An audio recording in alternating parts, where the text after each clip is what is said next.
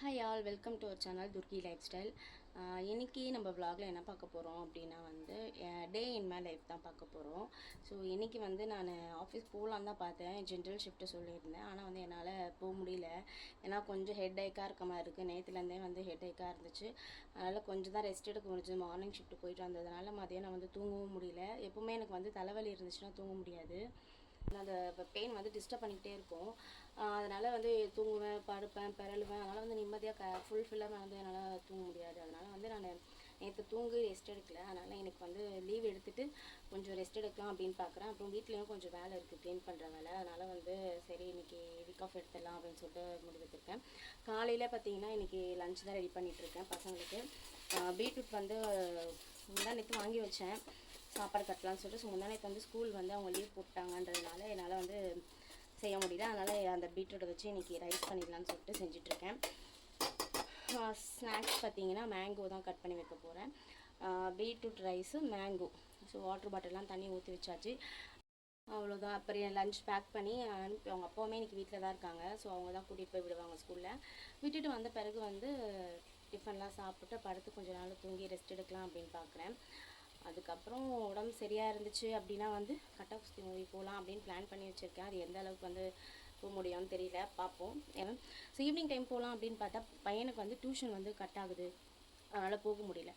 அதனால் சரி மார்னிங் டைமில் போயிட்டு வந்துடலாம், பசங்களுமே ஸ்கூலுக்கு போயிடுவாங்க அப்படின்றதுனால யோசிச்சிருக்கேன். அது போகுமா என்னன்னு எனக்கு தெரியல. ஸோ பார்ப்போம். டெய்லியுமே பசங்களை ஸ்கூலுக்கு எழுப்பி கலப்பதில் எத்தனையோ கேலரிஸ் கம்மியாகுது பேரண்ட்ஸுக்கு அப்படின்றாங்க. ஆனால் அது கண்டிப்பாக உண்மைதாங்க. ஏன்னா அவங்கள ரெடி பண்ணி கிளம்புறதுக்குள்ளே நம்மளுக்கு பாதி உடம்புல இருக்க வெயிட் கம்மியாயிடும் போல இருக்குது. ஸோ அந்த மாதிரி நம்மளுக்கு ஆகுது. போன வருஷம்லாம் பார்த்தீங்கன்னா சின்ன பையன் ரொம்பவே கரெக்டாக இருப்பான். அந்த விஷயத்துலலாம் கரெக்டாக எழுந்துப்பான், டைமுக்கு கரெக்டாக கிளம்பிடுவான், தொல்லையே பண்ண மாட்டான். ஆனால் இந்த வாட்டி பெரிய பையன் தொல்லை பண்ணிக்கிட்டே இருக்கணும், தொல்லை பண்ணிக்கிட்டே இருப்பான், எழுந்துக்கவே மாட்டான், சீக்கிரமாக கிளம்ப மாட்டான். ஆனால் இந்த வருஷம் பார்த்திங்கன்னா அவன் சீக்கிரமாக எழுந்து ரெடி ஆகிடுறான், கிளம்பிடுறான், கரெக்டாக இருக்கான் எல்லாத்தையும். அந்த சின்ன பையன் தான் கொஞ்சமாக கேர் பண்ணுறான். இப்போ கூட பார்த்திங்கன்னா பெரியவர் எழுந்துட்டார். அவர் எழுந்து ஃபோன் பார்த்துட்ருக்காரு காலங்கத்தால். ஸோ எழுப்பி அவங்கள ஸ்கூலுக்கு கிளப்பி தான் இனிமேல் அந்த வேலை. ஆத்தீஷ் கிளம்பலாமா ஸ்கூலுக்கு? ஏன் பார்த்தீங்களா ஃப்ரெண்ட்ஸ், காலையிலே ஸ்கூலுக்கு போகலன்றாங்க பாருங்கள். Aaron good morning. Good morning. இங்கே பாரு, நீ ஸ்கூலுக்கு போகலான்றதை நான் வீடியோ போட்டுற போகிறேன். இங்கே பாரு, மேம்லாம் பார்ப்பாங்க. இங்கே பாரு, வ்ளாக் எடுத்துகிட்ருக்கேன். ஆத்தீஷ் இங்கே பாரு, நான் வ்ளாகில் போட்டேன்னா மேம்லாம் பார்ப்பாங்க, எனக்கு தெரியாது.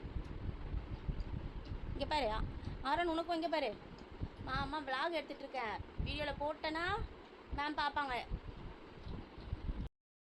இது பார்த்திங்கன்னா பீட்ரூட் ரைஸு, பாட்டிலில் வாட்ரு, அப்புறம் ஸ்நாக்ஸ் மேங்கோ தான் கொடுத்துருக்கேன் இன்றைக்கி.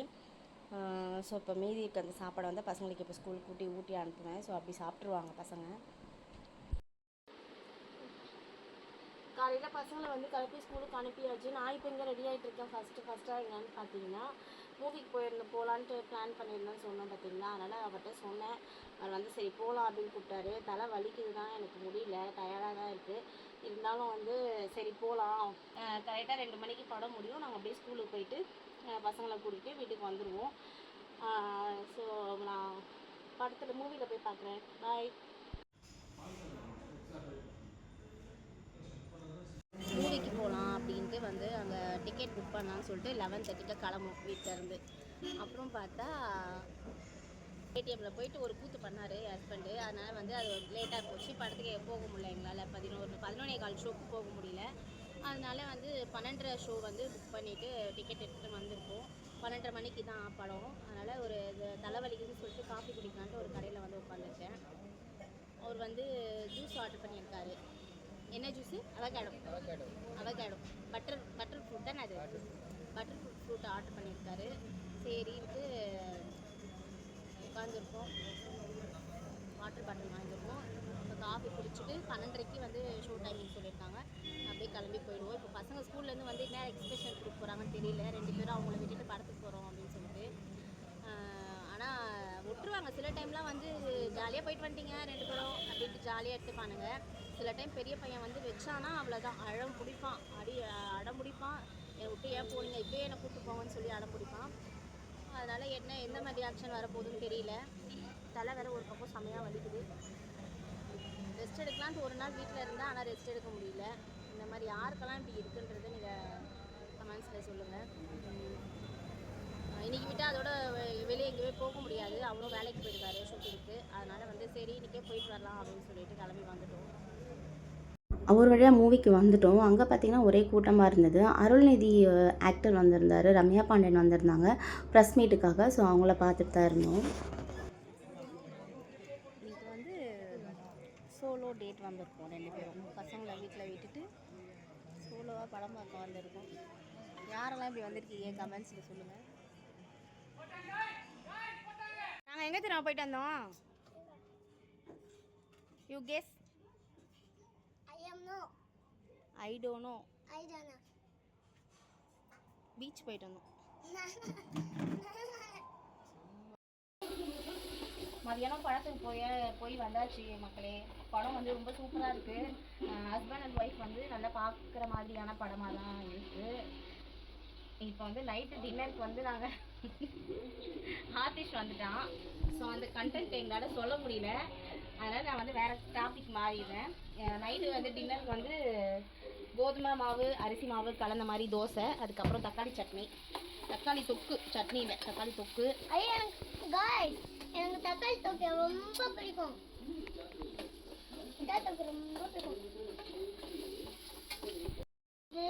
நம்ம யாருக்கு வாங்கிட்டோம், இது எங்கள் மாமி வச்சுருக்காங்க கடை.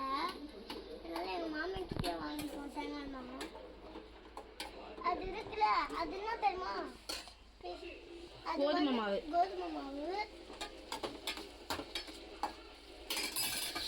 இப்படி தான் போடணும் கரண்டியில். இதெல்லாம் உங்களுக்கு தேவையில்லாத வேலை. இப்படி தான் மக்களே நான் தொல்லை பண்ணுவோம் இவன் செய்ய விடாமல். இப்போ என்ன பண்ணுறேன், இங்கே வெங்காயம் அரிஞ்சு வச்சுருக்கேன். இந்த கோதுமை மாவு இந்த வெங்காயத்தை இப்படி ஸ்ப்ரெட் பண்ணி போட்டு பச்சை மிளகா. அம்மா கிச்சனில் வேலை பார்க்கும்போது நான் வேலை பார்க்குவேன். இப்போ நைட்டு கோதுமை தோசை தான் சாப்பிட்றோம்.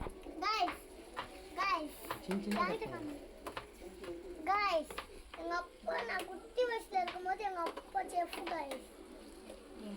இப்போ எங்கள் அப்பா பிரைடல் வேலை. அப்பா ஹீரோஸ் கூட எல்லாம் ஃபோட்டோ எடுப்பார்.